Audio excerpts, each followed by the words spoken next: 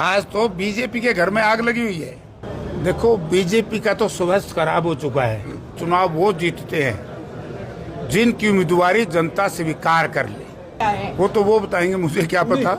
मैं उसी वक्त एमपी से इस्तीफा दे दूंगा। बीजेपी अपने जाल में समय फंस गई। कांग्रेस पार्टी का जो उम्मीदवार है कृष्ण सिंगला टीटू, क्या कह रहे हैं अनिल विज जी, क्या कह रहे हैं विधानी जी?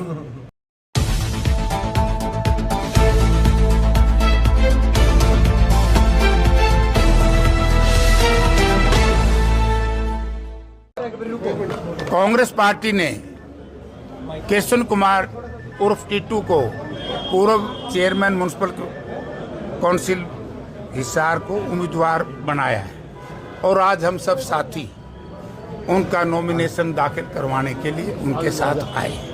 कांग्रेस पार्टी का उम्मीदवार स्थानीय है, यहीं पैदा हुआ, यहीं पढ़ा लिखा, कहीं स्कूल में पढ़ा, किसी के कॉलेज में पढ़ा, ठीक है।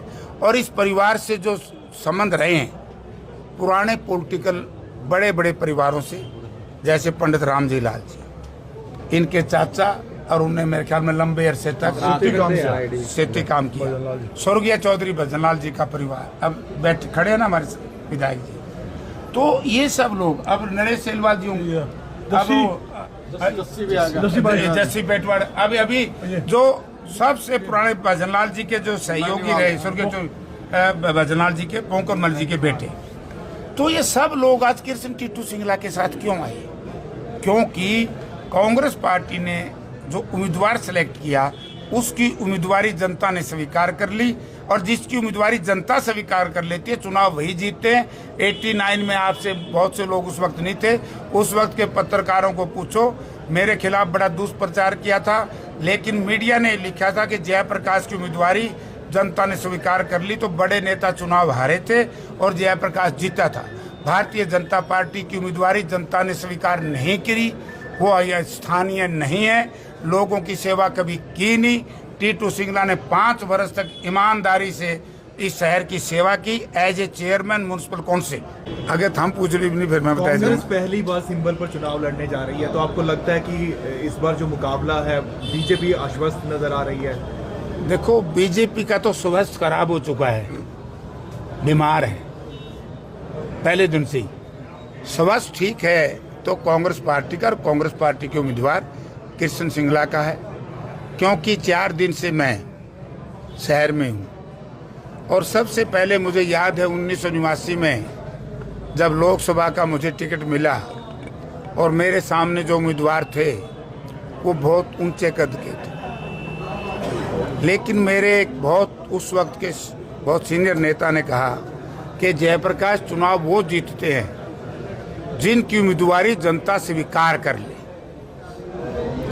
तो हिसार मेयर में भारतीय जनता पार्टी के मुकाबले में कांग्रेस पार्टी का जो उम्मीदवार है कृष्ण सिंगला टीटू, उसकी उम्मीदवारी को लोगों ने स्वीकार कर लिया है। चुनाव प्रचार अभियान में सभी कांग्रेस के बड़े नेता एक मंच पर नजर आएंगे सर?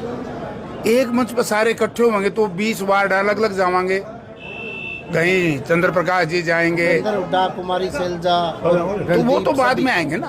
वो तो एक आध जलसा करेंगे सारे। सर, आज मेयर पद के उम्मीदवार का जो है नामांकन भर रहे हैं आप लोग, और कई चेहरे मौजूद हैं, लेकिन कई चेहरे गायब भी हैं, चाहे फिर बात प्रोफेसर संपत सिंह की हो, रामनिवास घोडेला की हो, या फिर धर्मवीर गोयत की हो, कई चेहरे गायब नजर आ रहे हैं। कारण क्या है? वो तो वो बताएंगे, मुझे क्या पता। तो ये विधानसभा वाली दो फाड़ दोबारा से तो नहीं होने वाली? देखो, विधानसभा में कोई दो फाड़ नहीं थी, मैं दोबारा आपको दोहरा देता हूँ। ये तो हमारे कुछ राजनीतिक विरोधी पार्टियां जो है, मेन तौर से बीजेपी के लोग इसलिए प्रचार कर रहे हैं, बीजेपी अपने जाल में समय फंस गई। आज तो बीजेपी के घर में आग लगी हुई है। क्या कह रहे हैं अनिल विज जी, क्या कह रहे हैं विधानी जी? जयप्रकाश जी, इस बार के चुनाव और भी नामियों को बेटान कर दूं। क्या मुद्दे रहेंगे? सबसे बड़ा मुद्दा, हम यहाँ चुनाव 2 बात को लेकर के लड़ेंगे। एक तो शहर के साथ धोखा किया भारतीय जनता पार्टी। सबसे यहाँ जो विकास के लिए मुद्दा इन्होंने बनाया था, ये 2016 से जब मैं विधानसभा का सदस्य था इंडिपेंडेंट, तब मैं सुनने लगा था वे हिसार में इंटरनेशनल एयरपोर्ट बनाएंगे। उस वक्त एक बहस हुई थी असेंबली में, आप डॉक्टर कमल गुप्ता जी से पूछ लेना। तो मैंने ये कहा था कि ये इंटरनेशनल एयरपोर्ट 2012 में जब केंद्र में यूपीए सरकार थी, हरियाणा में चौधरी भूपेंद्र सिंह हुड्डा की नेतृत्व में कांग्रेस पार्टी की सरकार थी, उस वक्त इंटरनेशनल एयरपोर्ट मंजूर हुआ था। मैंने कहा कि आज इसका स्टेटस क्या है? आप झूठ बोल रहे हो।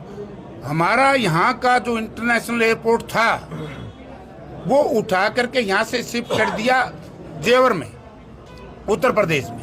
और जो भारतीय जनता पार्टी के उस वक्त के माननीय मनोहर लाल जी पूर्व मुख्यमंत्री थे, वहाँ से लेकर के जो नायब सैनी उसमें मंत्री थे, और यहाँ से लेकर के कमल गुप्ता तक सारे उस कैबिनेट में थे। इन लोगों ने विरोध नहीं किया। फिर इन लोगों ने देखा कि शहर के साथ धोखा हुआ। इन्होंने दोबारा से 2016 में एक प्रचार कर दिया कि इंटरनेशनल एयरपोर्ट हिसार में बनेगा। आप सारे बंधु साथियों, हम सबके लिए जरूरी विषय ये, आप ये बताइए कि ये मुद्दा इन्होंने बनाया था कि नहीं? 2019 में वोट लिए इंटरनेशनल एयरपोर्ट के नाम से, 2024 में लिए, 2024 असेंबली में लिए, ये कहाँ फंसे? आज से लगभग 1 महीना पहले जब मैं एक मीटिंग ले रहा था, जिस कमेटी का मैं सदस्य हूँ, तब मैंने सिविल एविएशन सेक्रेटरी से पूछा। उन्होंने कहा कि प्रधानमंत्री जी की उड़ान योजना 72 प्रदेशों में काम कर रही है। माँ, क्या उसमें हरियाणा का भी नाम शुमार है? बोला नहीं। हिसार हरियाणा का नहीं है तो माँ क्या हिसार का है? बोला नहीं। माँ, हिसार में आपके प्रदेश की सरकार ये कहती है 7 बार शिलान्यास हो चुका है। सेक्रेटरी साहब बोला जी हमें नहीं पता क्या हो रहा है हिसार में, लेकिन हिसार का नाम उड़ान योजना में भारत के मानचित्र पर नहीं है। इससे बड़ी शर्म की बात भारतीय जनता पार्टी के आज के मुख्यमंत्री और इससे पहले मुख्यमंत्री के लिए क्या होगी कि हरियाणा की 7300, मैं आपके माध्यम से लोगों को कहना चाहता हूं, विशेष तौर से हिसार के मतदाताओं से कहना चाहता हूं कि किस तरीके से 7300 एकड़ जमीन, हमारी सरकारी बीड़ की जमीन जो बेस कीमती थी, जहां पर लाला लाजपत राय यूनिवर्सिटी जो वहां शिफ्ट की बेईमानों ने, वो यहाँ बननी थी। हमारा चंडीगढ़ का रास्ता बंद किया केवल अपना व्यापार करने के लिए, प्रॉपर्टी डीलिंग करने के लिए रास्ता बंद कर दिया। वहां से यूनिवर्सिटी शिफ्ट कर दी, वहां से बोस्टर जेल शिफ्ट कर दी।